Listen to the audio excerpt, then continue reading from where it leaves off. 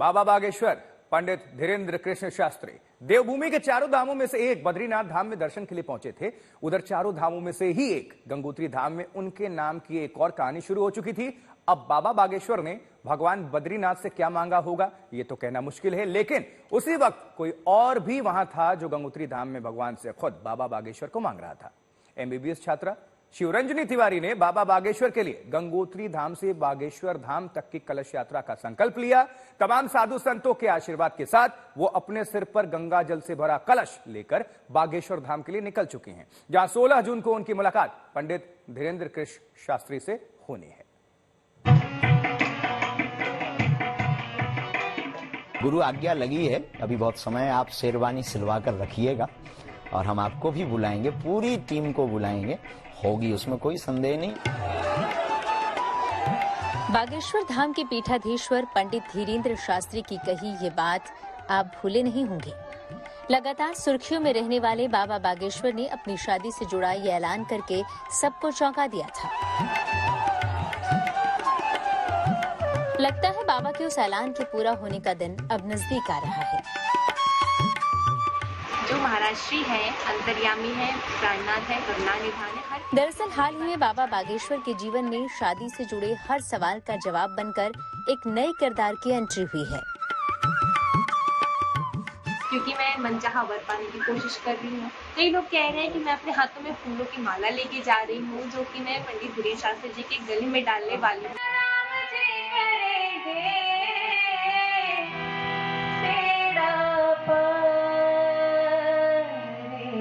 बाबा बागेश्वर की कहानी की तरफ तेजी से कदम बढ़ाते इस किरदार का नाम शिवरंजनी तिवारी है। शिवरंजनी तिवारी पंडित धीरेन्द्र शास्त्री से विवाह करना चाहती हैं।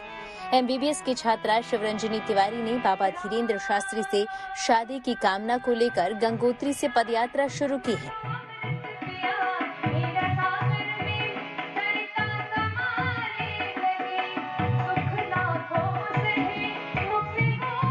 बाबा बागेश्वर से शादी की मनोकामना को लेकर शिवरंजनी गंगोत्री धाम से बागेश्वर धाम तक अपने सिर पर गंगा जल का कलश लेकर पदयात्रा कर रही हैं।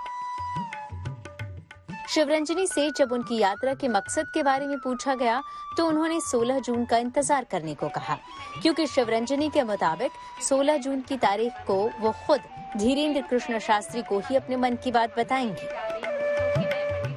हर कोई कहता है कि मैंने ये कलश यात्रा इसलिए की है क्योंकि मैं मनचाहा वर पाने की कोशिश कर रही हूँ। कई लोग कह रहे हैं कि मैं अपने हाथों में फूलों की माला लेके जा रही हूँ, जो कि मैं पंडित धीरेन्द्र शास्त्री जी के गले में डालने वाली हूँ।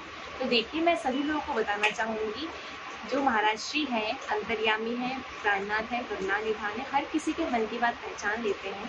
तो मैं सभी को कहूंगी कि आप 16 जून तक का वेट कीजिए। 16 जून को हम सभी लोग महाराष्ट्र के साथ में लाइव होंगे, तो वहां से वो खुद ही मेरे मन की बात पढ़ के बता देंगे कि मैंने ये यात्रा क्यों निकाली है। वैसे आपको बता दें कि पंडित धीरेन्द्र शास्त्री या बागेश्वर धाम की तरफ से अभी तक शिवरंजनी को लेकर कोई बयान नहीं आया है, लेकिन शिवरंजनी का इशारा बाबा बागेश्वर के भक्तों के मन में ये उम्मीद जरूर जगा रहा है कि जल्द ही बागेश्वर धाम में शहनाइयों की गूंज सुनने को मिल सकती है। ये क्यों बताऊं, जो मेरे मन में है वो तो महाराष्ट्री खुद बताएंगे ना। मैं अगर बता दूंगी तो फिर वो नहीं कुछ बातें राजी अच्छी लगा। वैसे हाल के दिनों में पंडित धीरेन्द्र शास्त्री से कई बार ये सवाल पूछा गया कि वो शादी कब कर रहे हैं, लेकिन हर बार पंडित धीरेन्द्र शास्त्री ने इसका अपने ही अंदाज में अलग जवाब दिया है। कभी तो वो शादी के ख्याल से मुकरते नजर आए, शादी कब कर रहे हैं? जय हम तुमको अभी प्रसन्न नजर नहीं आ रहे? बिना शादी के प्रसन्न हैं? क्या विचार है कि हमारे चेहरे पे झुर्रियां पड़ जाएं? क्या विचार है कि हम तुम्हारे जैसे जो है मुंह फुलाएं घूमें? भैया हमको ऐसे ही रहना है। तो कभी उन्होंने सवाल पूछने वाले को अपनी बारात में आने का न्योता तक दे डाला। शादी गुरु आज्ञा लगी है, अभी बहुत समय आप शेरवानी सिलवा कर रखिएगा और हम आपको भी बुलाएंगे, पूरी टीम को बुलाएंगे, होगी उसमें कोई संदेह नहीं। लेकिन अब कब होगी, कैसे होगी, ये माता पिता और गुरुजी जाने। तो वहीं कभी अपनी शादी के चर्चाओं को कोई अफवाह बताकर हवा में उड़ा दिया। आप हमारी बारात में आना, हम बहुत जल्दी विवाह करेंगे।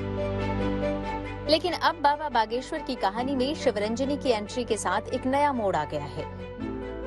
अब बाबा के भक्तों को इंतजार है 16 जून का, जब शिवरंजनी और पंडित धीरेन्द्र शास्त्री का आमना सामना होगा और बाबा बागेश्वर की शादी से जुड़ा ये राज सबके सामने आएगा।